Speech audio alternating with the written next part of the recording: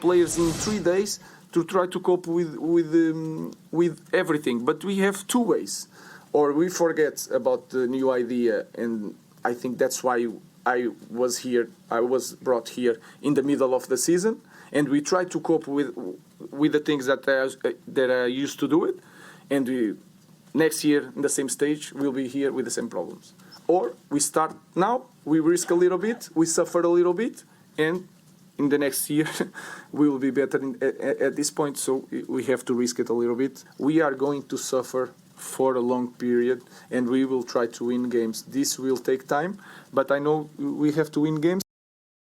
We certainly could have won it, so you could look at it that way. It depends on your perspective. I think we were certainly the better team in the first half overall, and I thought as the first half went on, we really grew in ascendancy and went into half-time in real dominance. But the second half, Man United had some good periods of control as well.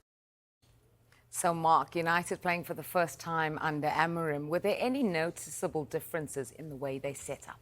Yeah, lots of interesting tweaks and changes. Obviously, only a matter of days into the new era at Old Trafford, so you'd expect it to be fairly similar, but with a couple of new things.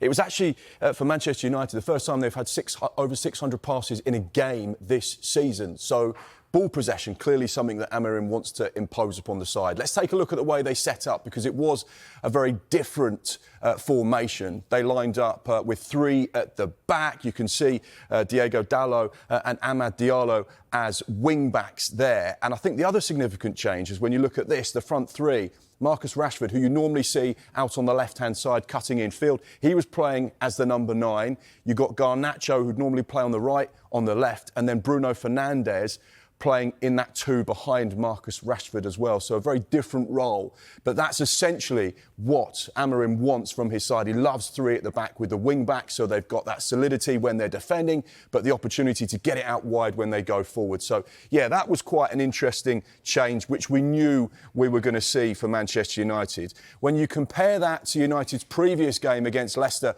where they lined up in a 4-2-3-1 formation, you can see the changes. Like we say, Rashford out on the right, Diallo playing as an inside forward or a high winger compared to playing as a wing back. Obviously, the back four as well, very different. And then obviously the 2 pivots in the middle of the park there. So, yeah, that's the difference between Manchester United against Ipswich and then United against Leicester. Obviously, there are small differences with regards to players as well. We mentioned Bruno Fernandes, who's been such an important part of Manchester United over the last few years, hasn't he? Playing in a different role. And Garnacho playing in a different role. Let's take a look at the heat maps. And this gives you an indication as to perhaps where things may be tweaked and changed. Now, this is the heat map against Ipswich. You can see on the right-hand side where you are stood, Garnacho. He comes out wide. He's playing in a 2 behind Marcus Rashford, but he still wants to operate down that left-hand flank. So you're not seeing a great deal of difference in terms of his heat map in the game. However, I think this is really significantly different. Look at Bruno Fernandes. You'd normally see him operating in these areas, advanced attacking midfield areas. However, defensive responsibility, clearly something that Ruben Amorim wants Bruno Fernandes to look at. You know, and he spoke about it in the press conference after the game.